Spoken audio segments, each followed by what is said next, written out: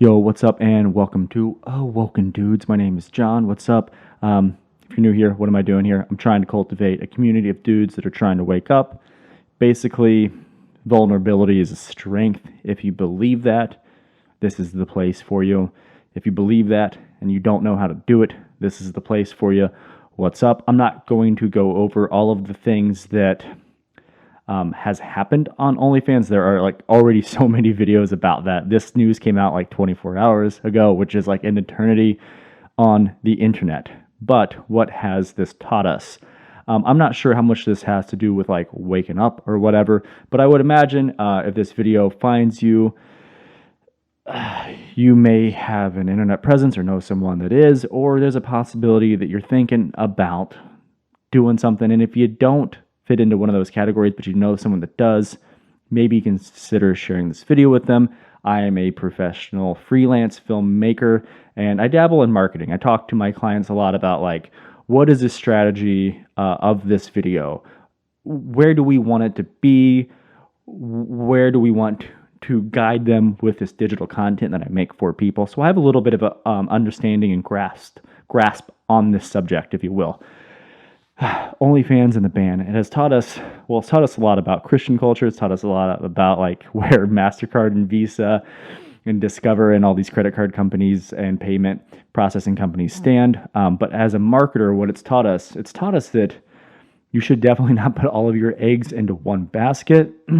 God help you if you make a living from OnlyFans and literally everything that you have is there. I would imagine there's a lot of creators, or most of the creators on the platform. If you're familiar with the marketing funnel, I would imagine they have a bigger funnel somewhere, and then it's all targeted to go behind a paywall. That's how like courses work. That's how everything on the internet that is behind a paywall works.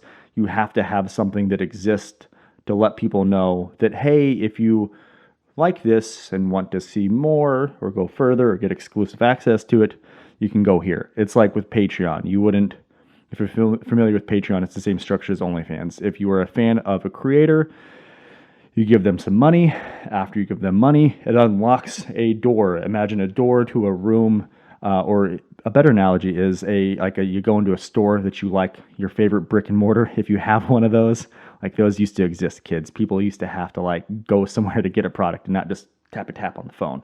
You go into the store, right? And they're like, hey, I've got all the stuff that you like. Do you want to see more shit? Because I got more shit. It's behind the store in the other room.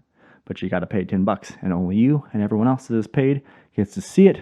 That's how all of these things work. You can make a living doing it if you're good at marketing yourself, if you're persistent, if you get better, if you're talented, whatever. I advise all of my people, even myself, you cannot rely on any of these platforms, even if it's Instagram, TikTok, YouTube, whatever your poison. You cannot rely on it being there forever. I mean, a lot of people that are like into holistic wellness and are anti-vax right now, however crazy or wrong or right they may be, they are all getting the fucking shit censored out of them. And accounts are getting banned. And let's just talk about like sexual wellness, like while we're like on this subject, you know, when we're talking about OnlyFans, there are a lot of people who honestly want to provide a place for adults who want to have better, healthy sexual relationships with their partners. They'll amass like 30 to 50,000 followers. All they're doing is teaching sex education for adults, and then their account goes away. So what do you do? What has OnlyFans taught us? Right? If you didn't already know this, and you're trying to be a content creator, you, like I said just a second ago, you cannot rely on one place. Don't put all the eggs in one basket. Once you start building a following, you have to have a value prop somewhere. Like for me, I'll tell you right now, I have currently 26 subscribers on Awoken Dudes. But I have another YouTube channel where I make like films, I edit, and there's music. And I basically like have essays that I turn into visual essays. That's a thing. I want people to go there. If that works, I can make some money from sponsorships there. I also blog every day, almost every day. I sit down and I write. And all of these things, the second I start to gather some people somewhere, I'm going to do a newsletter. Mailchimp, M-A-I-L, chimp, like a monkey, Mailchimp, completely free until you amass like an audience of like 1,000 people or 5,000 or more. It's completely free. And once you're on one of these other platforms that you do not control, Mailchimp you don't control. It could go away, but it's a large database of names. I think you can back up those names, but it's not a social platform, right? It's not going to get deplatformed or censored in any way. So you have an Instagram following, you have your OnlyFans people, whatever it is.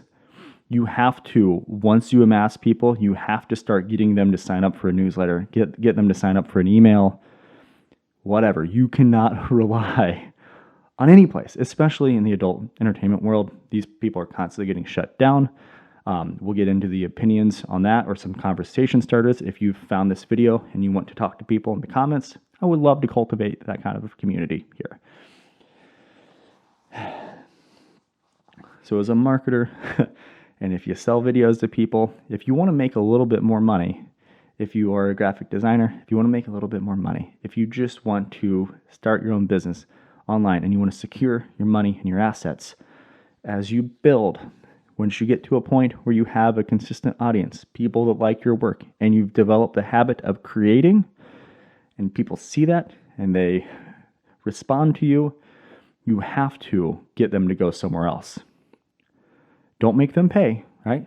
You can have a paywall, you can have a Patreon, whatever.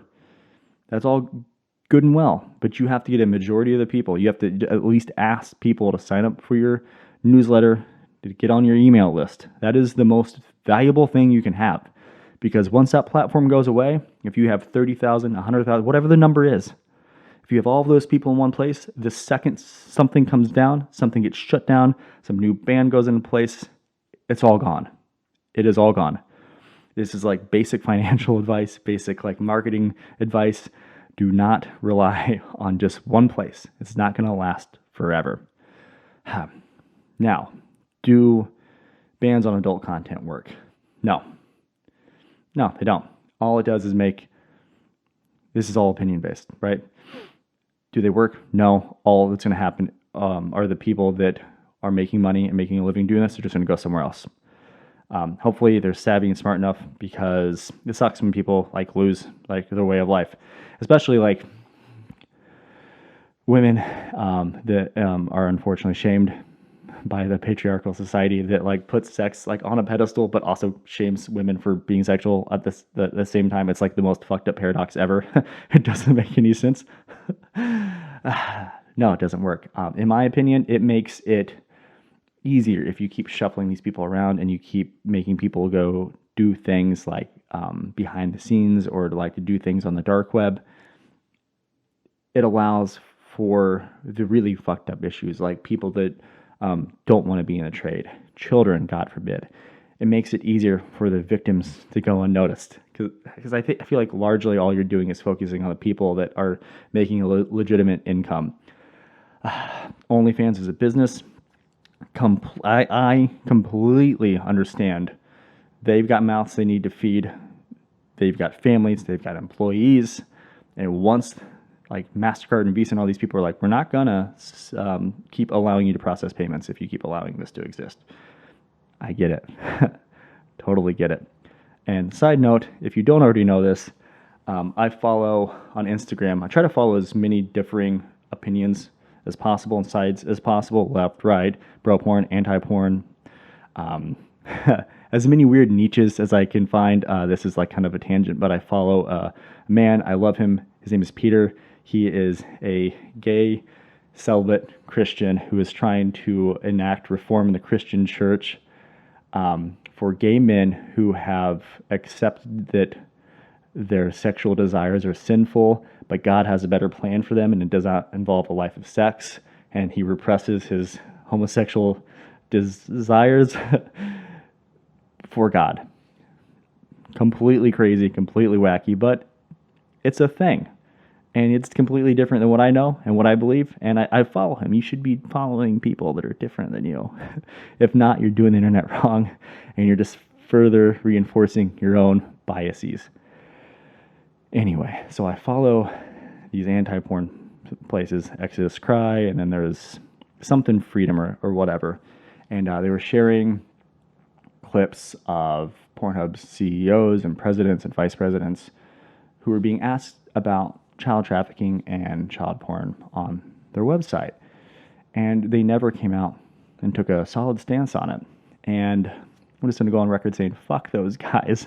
If people are asking you, even if you're an attorney, and you've got to defend some client or some business, or there's some loophole that you want to get out, but you don't take a solid stance on human trafficking and child porn, you suck all the dicks, and not in a good way, not in an accepting way, just like the worst figurative bag of dick sucking you can do. So I want to know what you think. If you're here and you're watching this, you're beautiful. Like I said about the marketing stuff, if you know someone that's a content creator, maybe share this video with them. Maybe it will motivate them to do the things that they probably already know to do anyway. Hit the like button. That helps other weirdos find my video. And I will see you and all of your beautiful faces. I won't see your faces, but if you comment and you've got a profile picture, I will. I'll see you all soon. Peace.